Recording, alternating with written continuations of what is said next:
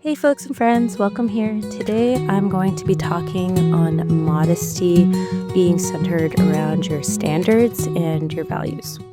So, I've been turning over this topic in my mind a lot, and there's a lot of angles you could kind of go from.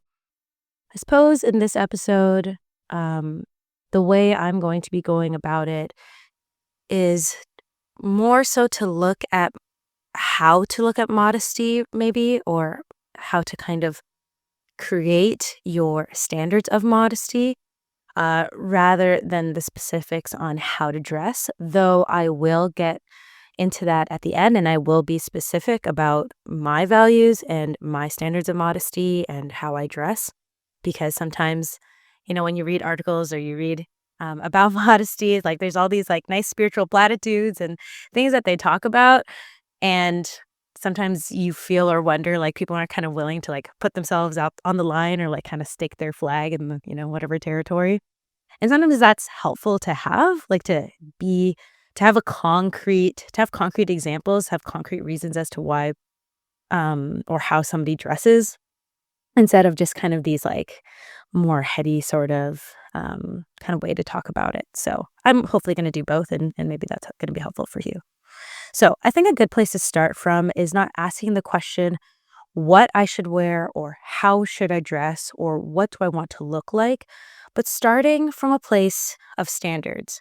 So asking yourself, like, what are my standards and how would I dress to reflect those standards? Because your standards are directly connected to your values, which leads to another question. What do I value? Do I value purity? Do I value not leading other people into sin? Do I value my body as being sacred? Do I value reserving parts of myself only to be seen by my spouse or my future husband? Do I value looking feminine, beautiful? These are things to ask yourself when you're figuring out, yeah, like, what are my values? And I think if you figure out where your standards lie and therefore your values, that will give you the answer on the concrete level of how you are going to dress, how that's going to manifest physically in the clothing that you wear. And I'm specifically talking about clothing in this episode because, yes, I do think obviously talking about, um, the way you speak and the way you act, that's also part of the topic of modesty. But instead of kind of covering all of the hubs, I think we're just going to stick with how you actually just dress in this musing today. So, and I think it's important to come from a place of values and standards because if you focus too much on a particular item of clothing, often you lose the meaning behind what you're doing and it becomes more about something superficial rather than it being a part of your character. So, for example, women who choose to wear only skirts and dresses, that's like a really I think that's just a really good example. I think it's the most clearest example, that is prevalent and, that I could make. Basically, like saying, if your sentiment is, "Oh, I only wanna wear skirts and dresses," because you're trying to fit some sort of category or appearance, then you run into the issue of idolizing the item in and of itself rather than developing a set of values which goes deeper and is more meaningful and ultimately more important. And when you focus particularly on just the item of clothing, well, it's easier to be compromised in that. It's easier to kind of like be lenient or to kind of like go back and forth if, a situation or scenario is not fitting to that two skirts and dresses hypothetically, right? So that's why it's I think important to go to standards and values being kind of like the fundamental reason, the source in which you are dressing from. Okay, let's talk about standards. I think that as a Catholic, our standards for living should be higher than the non-believer. So that means your standard on how you use your time, what music you listen to, how you dance, if you even dance, what you read, consume, and how you dress should look different, should be of a higher standard, of a higher caliber than a secular person. So, with that in mind, if the trend, meaning what is popular, what is commonly found in stores, in fashion, you see is like low back line, low neckline, tight fitting, and short, that in and of itself should be a hint to you and should lead you to question if your standard of dress should look different than that. Now, that's not always the case.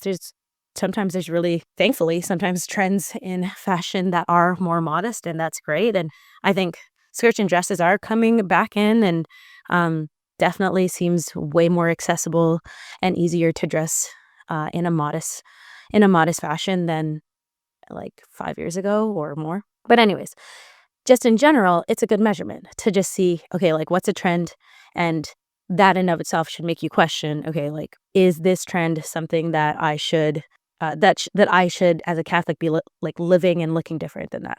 And so just based on the belief and principle that as a Catholic you're called to a higher standard form of operating living, I choose not to dress like a woman whose faith makes no difference to her life.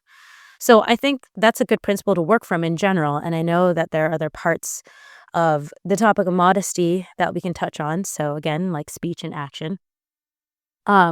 Which don't get me wrong, I think that's important. But sometimes I think, we like to throw those things in there because there's a kind of a fear or a just like cautionary to approach this kind of topic. And you want to kind of talk about more of maybe this more subtle attributes because it can be dicey to tell people what they should do, how they should dress, and that's just naturally a more awkward conversation. But I think, in terms of this musing and the vibe that I'm always kind of going for, at least like when I make these videos, is like just to be something thoughtful and reflective to chew on. Obviously, it's not, or I'm not I don't have authority over your life, and so I don't really care about how people kind of take this because I mean it's not really, it's just meant to be reflective and good food for thought. And I do think it is helpful though, like in conversation, to like be able to have some sort of accessibility to somebody who's willing to be honest and say like, this is how I live my life and this is what I concretely do, and you can take it or leave it. But like sometimes I think, yeah, we should be more willing to say those kinds of things to give people more tangible things to chew on. Anyways, so if you're looking for honesty in one woman's individual life, mine, and the standard of modesty of dressing, I don't mind sharing, and I'm kind of willing to stake my flag on kind of what my standards of dressing and how I concretely dress, if that's helpful for somebody to hear. So as I kind of spoke about before, I think it's important to go from your values. What do you value? Basing your way of dressing on what you value. So for me, these are my values. I value my husband being able to say that any desirous part of me or woman in general, for example, is reserved only for him. I value being comfortable in what I'm wearing and not worrying about flashing anybody, having my bra strap kind of slip out or seen. I value looking beautiful and dressing my body with dignity that is honoring to our Lord.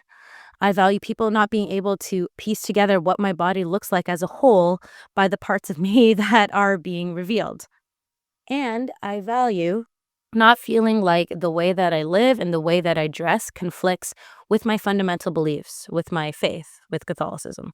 Because in general, not just in the way that you dress, but to me, it seems like it's a false expectation to have, to not think that your faith is supposed to change you, that your faith, your belief in our Lord isn't supposed to make you a different person or make you do things that maybe otherwise you aren't naturally inclined to do. Like, it should convict you being Catholic, being a faithful Catholic, if you want to be a faithful Catholic, if that's what you're striving for, if that's what you're going for. You should expect your life to be changed. You should expect your life to look different. You should expect things to be demanded of you and expected of you in a different manner.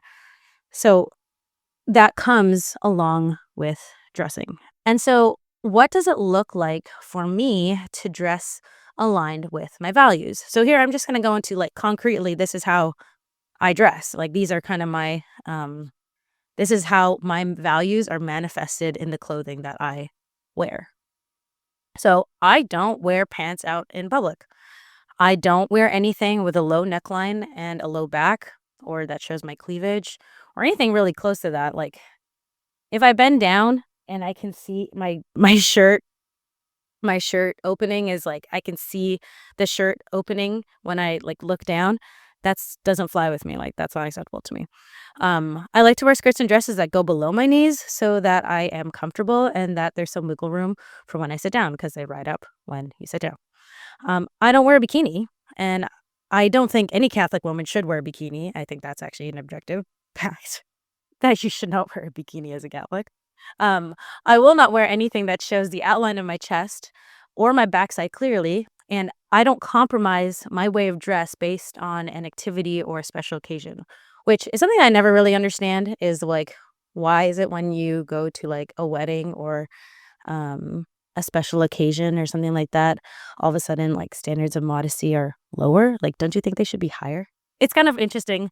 I just find that, yeah, like kind of a interesting phenomenon where it's like, you might have like a certain form of standard of modesty, but then when it comes to, yeah, a special occasion like a wedding or something like that, that just goes out the window for whatever reason. Anyways, but again, I think that's why it's important to go based on your values rather than particular items, because if an item of clothing doesn't work for whatever you're doing, you'll be tempted to change it. So for me, if there's an activity that requires me to, like, it's better suited if I wear pants, I will either find a way to continue to wear something that will uphold my values, or I just won't do the activity because ultimately at the end of the day, it's not about the physical item that you're wearing. It's about the value that you're trying to uphold and to keep. So values are things that you don't compromise on.